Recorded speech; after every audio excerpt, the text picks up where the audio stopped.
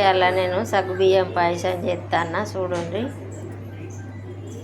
ఇక ఒక చిన్న చాయ్ గిలాసుడు సగ్గుబియ్యం తీసుకొని నైట్లో నానబెట్టిన,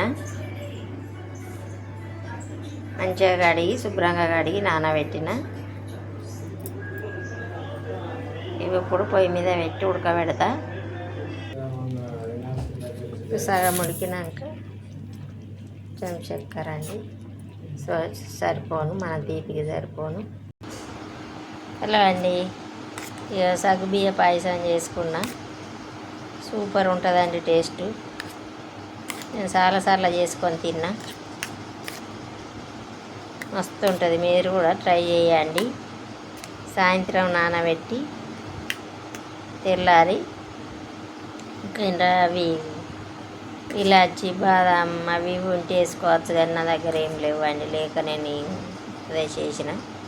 కొంచెం మనం తినే తీపికి సరిపడా చక్కెర వేసుకుంటే సరిపోతుంది. ఉడికించుకోవాలి.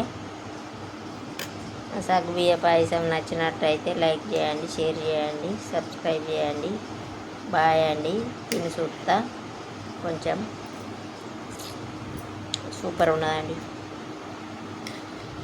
ఆరోగ్యానికి బాగా మంచిది ఇవి తింటే. పిల్లలకైతే చాలా మంచిదండి. అప్పుడప్పుడు పిల్లలకు చేసి పెట్టండి, చాలా టేస్టీగా ఉంటుంది. సేమియా కంటే టేస్ట్ ఉంటుందండి.